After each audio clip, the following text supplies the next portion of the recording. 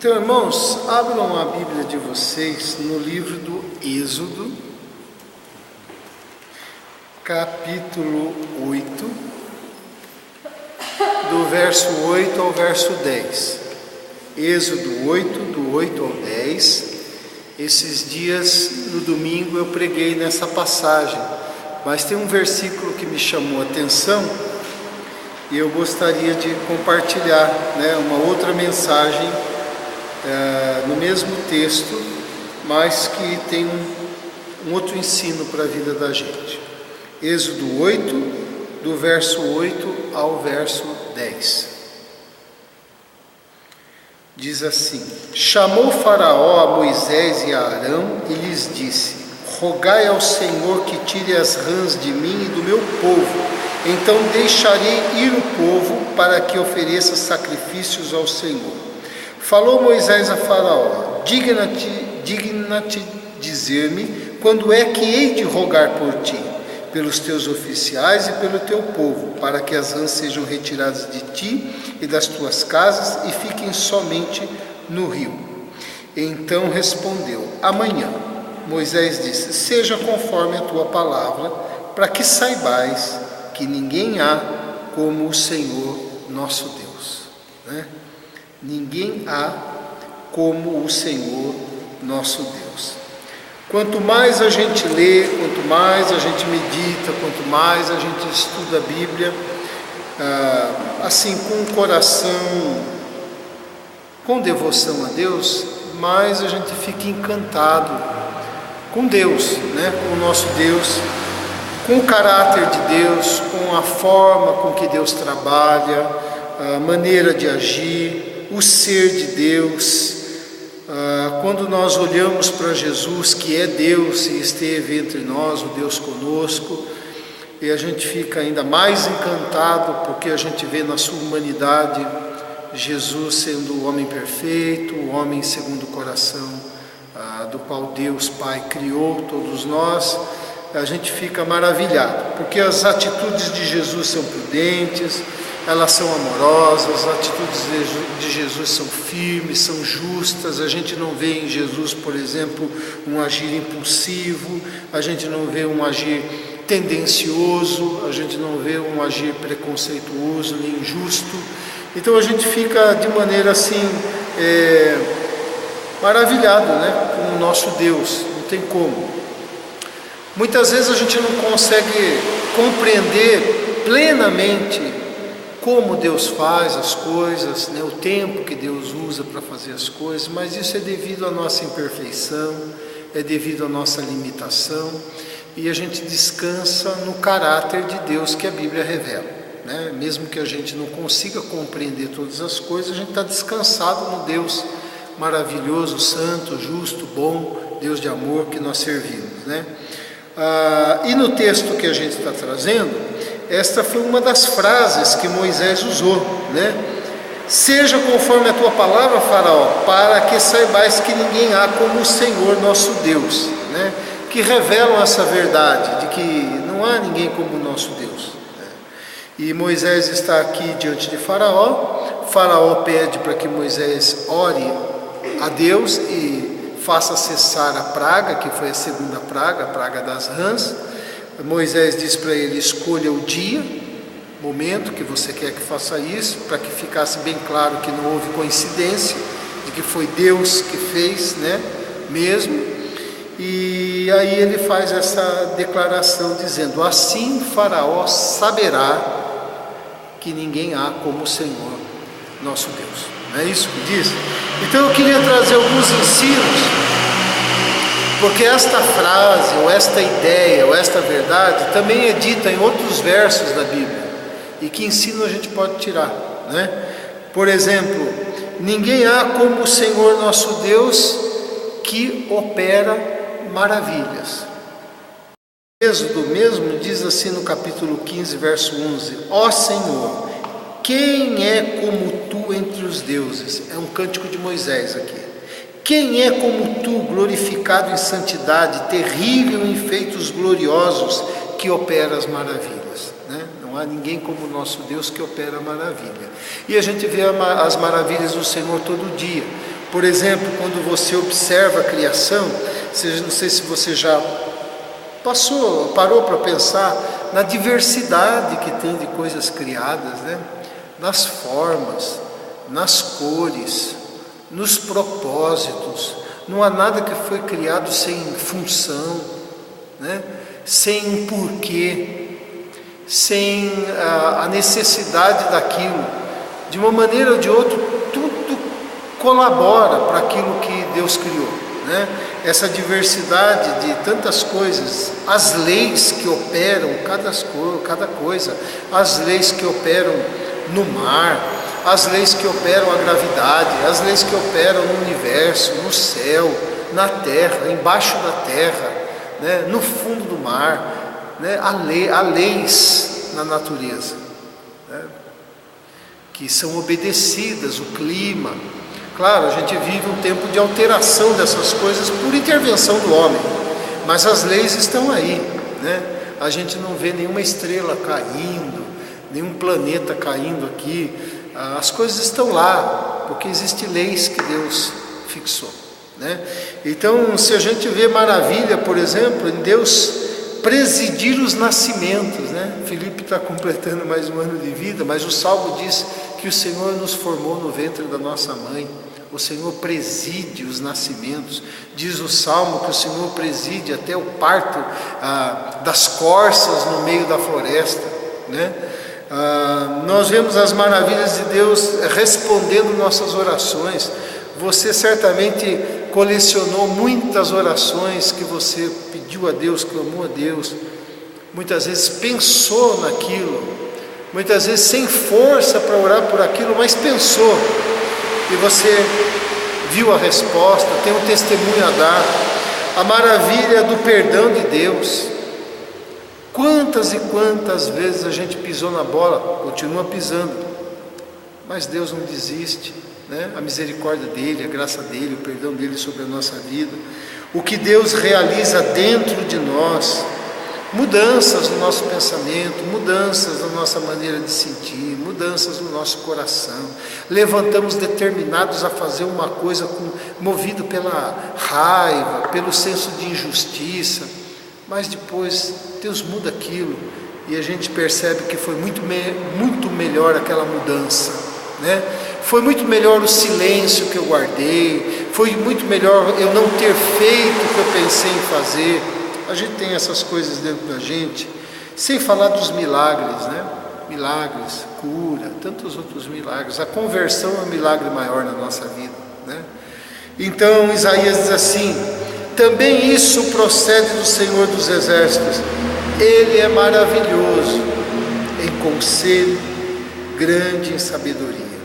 Então, ninguém há como o Senhor nosso Deus que opera maravilhas.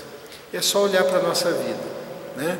Talvez a gente possa puxar do lado uma folha de sulfite, uma folha de caderno, e se você pensar em tudo aquilo que na sua vida causa maravilha, tudo aquilo que é uma maravilha e que Deus fez, né? A gente vai ter muita coisa para escrever, né? Olhando a nossa caminhada. Ninguém há como o Senhor nosso Deus, que vem ao nosso encontro para nos ajudar. É um outro texto lá em Deuteronômio, uma oração de Moisés também, 33, 26, que diz assim: não há outro, ó amado, semelhante a Deus, que cavalga sobre os céus para a tua ajuda, e com a sua alteza sobre as nuvens. Quer dizer, Deus vindo de encontro para nos ajudar. É a oração de Moisés diante do povo.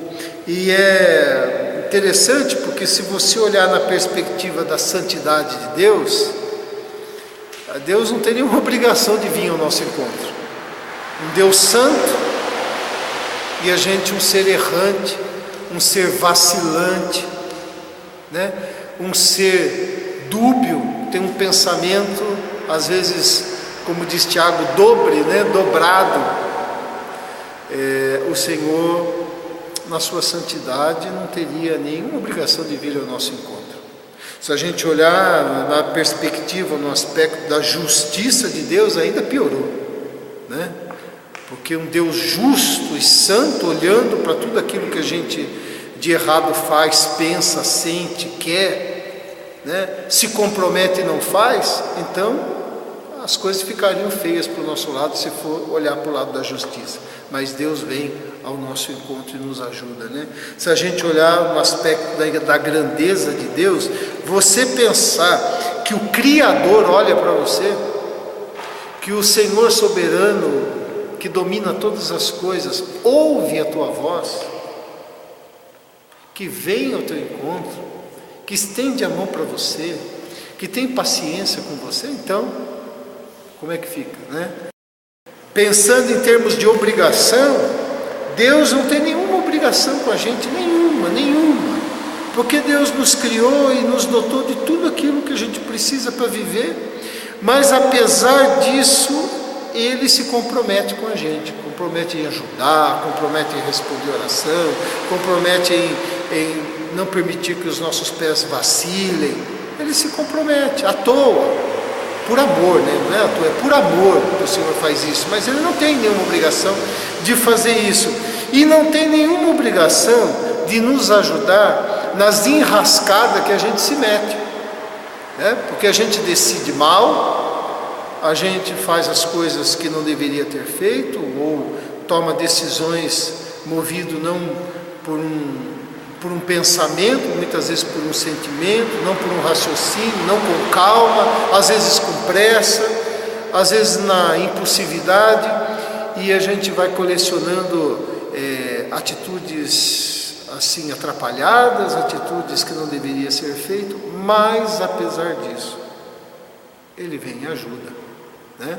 Ele vem e ajuda, não tem nenhuma obrigação de fazer isso.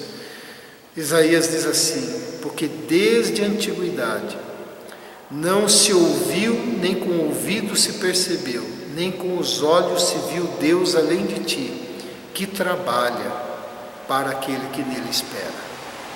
Olha, um Deus que trabalha em favor daqueles que esperam.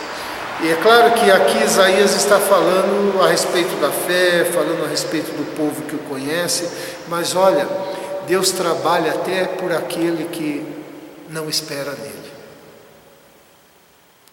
Por quê? Porque Deus faz vir a chuva sobre os bons e os maus, a árvore dá o seu fruto para todas as pessoas, há alimento em abundância na terra, se nem todos comem, não é por causa de Deus, é por causa do homem, né? Mas independente da natureza melhorzinha ou bem ruinzinha, todas as coisas que Deus dá para todos, né? Então até para aquele que nele não espera, Deus vem de encontro, né? Então um Deus responsável, um Deus que preserva, que cuida, que sustenta.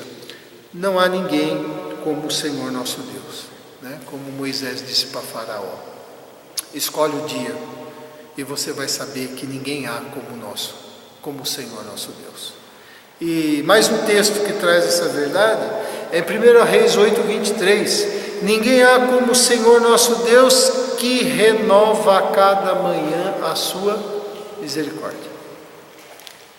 A gente pensar nessa realidade que hoje nós levantamos debaixo da misericórdia de Deus. Estamos dormindo debaixo da misericórdia dele. E amanhã, se o Senhor permitir que a gente acorde e continue respirando, essa misericórdia está sendo renovada na nossa vida, né? E a oração de Salomão disse assim: ó Senhor Deus de Israel, não há Deus como tu, em cima nos céus, nem embaixo na terra, como tu que guardas a aliança e a misericórdia a teus servos, que de todo o coração andam diante de ti. Quer dizer, não há ninguém como tu que manifesta a misericórdia na nossa vida, né? A misericórdia, né? O que é a misericórdia? A misericórdia é Deus não conceder o que nós merecemos. Isso é misericórdia. Deus não dar aquilo que eu mereço. Aí eu pergunto: o que é que eu mereço? Eu mereço apanhar. De fato, diante de Deus, é isso que todos nós merecemos: apanhar. Não sei se você vai concordar não, mas a palavra de Deus diz isso. Nós merecemos disciplina, nós merecemos julgamento, nós merecemos ser deixados à nossa própria sorte. Deus dizendo assim: olha, eu te dei tudo, supri você de todas as coisas, te dei capacidade, você tem raciocínio, você tem todas as possibilidades na sua mão, você se meteu em encrenca, agora você acerta isso. Mas não é isso que Deus faz, né? Deus diz: olha, tem um caminho de recomeço, né? Quer dizer, logo após a misericórdia, aí Deus vem com a graça. Ah, mas tem diferença entre misericórdia e graça? Tem. A misericórdia é Deus não dar aquilo que a gente merece, merecemos apanhar. E a graça é Deus dar aquilo que eu não mereço. Ele dá uma nova chance, Ele dá perdão, né? Ele ouve oração, Ele ouve arrependimento, Ele trabalha no nosso arrependimento, Ele dá a possibilidade da gente recomeçar, Ele oferece ensino, Ele oferece direção, Ele oferece valores para a nossa vida, né? Ele nos dá condições da gente se reorganizar. Então Ele dá aquilo que eu não mereço. Eu não mereço isso, mas Ele dá. Então, seguida da misericórdia acontece a graça. Isso é uma coisa muito parecida com a outra, mas não é a mesma coisa. Mas elas andam juntas, porque quando Deus é misericordioso, a graça também já está sendo presente. Quando Deus age com graça, a misericórdia está presente na nossa vida, né? Porque de um lado ou de outro a gente não merece. E a maior bênção, a maior ação de misericórdia do Senhor, a maior bênção é nos dar Cristo, né? Resolver o maior problema da nossa vida, da nossa alma.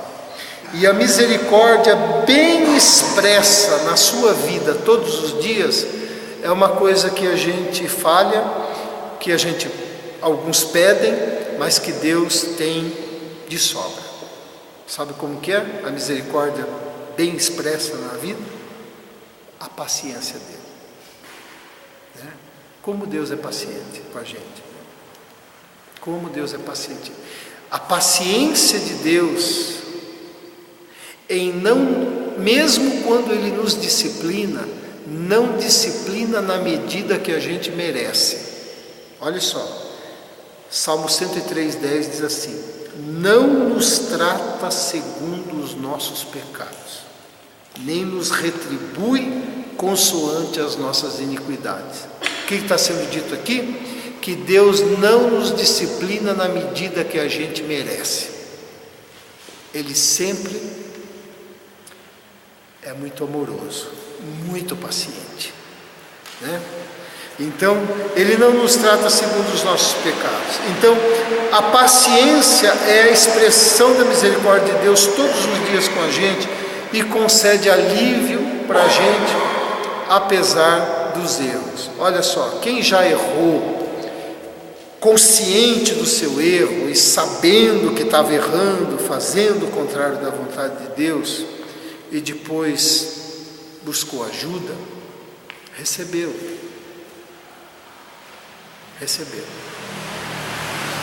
E Deus abreviou e Deus deu alívio, né?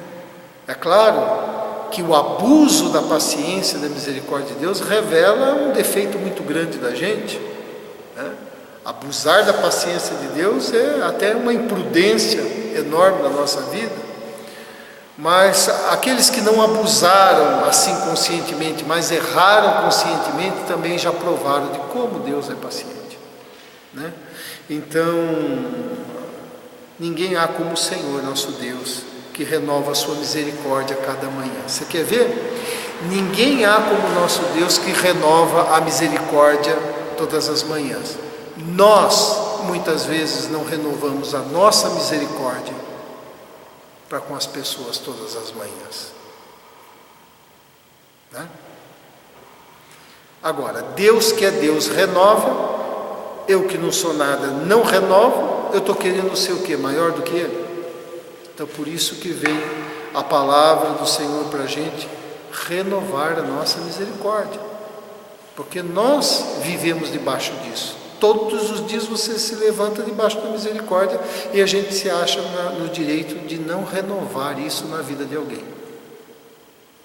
É não conceder aquilo que aquela pessoa realmente merece. Mas aí a gente arruma um jeito dela pagar bem direitinho, né? Aquilo que ela fez, ou pelo menos fica a intenção no coração, né? Não pode, né? Então, ninguém há como o nosso Deus, foi a verdade que Moisés disse para Faraó, dando oportunidade de Faraó cumprir a palavra dele de dizer: eu vou deixar o povo ir e servir a Deus. Quando as coisas aliviaram, Faraó se endureceu. Infelizmente, às vezes a gente age da mesma forma, busca, chora, clama a Deus. Quando as coisas dão uma melhorada, a gente dá aquela relaxada. Mas o Senhor, na graça, foi lá antes conversar com o Faraó.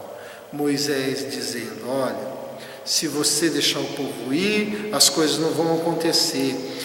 Então ore a seu Deus que cesse essa praga. Escolha o dia, amanhã. Então eu vou pedir ao Senhor e as coisas vão acontecer conforme estou pedindo.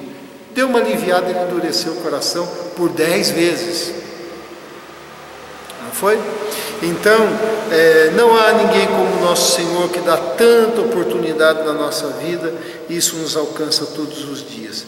Ninguém há como o nosso Deus, que opera maravilhas, e a gente é testemunha disso todos os dias, como hoje você foi testemunha da maravilha do Senhor na sua vida, né? Ninguém há como o Senhor, que vem ao nosso encontro e nos ajuda, e a gente coleciona encontros de salvação. De quantas coisas Deus já nos salvou, coisas que nós sabemos e nem sabemos, colecionamos, né? E ninguém há como o nosso Deus, que renova a misericórdia dele na nossa vida. Hoje a gente está aqui, não é porque a gente é bom, é porque o Senhor renovou a misericórdia dele, né? Porque se Deus dissesse: olha, minha paciência chegou no limite com você, nem sei o que estaria acontecendo, né? Mas graças a Deus, Deus não age assim, age em amor, né? Então, essa mensagem que eu queria deixar no seu coração é para despertar a sua devoção ao Senhor, o seu amor, a sua gratidão e renovar o seu compromisso com Ele, porque ninguém há como o Senhor nosso Deus. Amém? Vamos orar. Senhor, nós te glorificamos, nós oramos, nós te agradecemos, nós declaramos ao Senhor com a nossa boca e nosso coração, nós reconhecemos aqui que o Senhor é incomparável. Encantados, maravilhados com a maneira com que o Senhor manifesta misericórdia, graça, favor, bondade, amor, socorro, vindo ao nosso encontro, Senhor, louvado seja o Senhor, operando maravilhas, renovando, Senhor Deus, coisas boas na nossa vida. Muito obrigado, Senhor. Nós só temos a te agradecer e ficar constrangidos no nosso coração a nos comprometermos voluntariamente em amor com o Senhor, não por troca, não por medo, não por interesse, mas por constrangimento de tanto amor que o Senhor tem pela nossa vida. Muito obrigado, Senhor. Não queremos abusar do Senhor, mas queremos corresponder em amor o teu amor. Ó Senhor, desperta em nosso coração, aviva a nossa alma, ajuda-nos, Senhor, coloca vigor em nosso coração, para que a gente possa, Senhor Deus, renovar o nosso compromisso contigo. A partir de hoje, a partir desse instante, sem adiar nenhum momento, sem fazer como o Faraó fez, deixando para amanhã aquilo que ele poderia fazer naquele momento. Senhor, nós te agradecemos e renovamos o nosso compromisso contigo em nome de Jesus. Amém. Amém. Deus abençoe.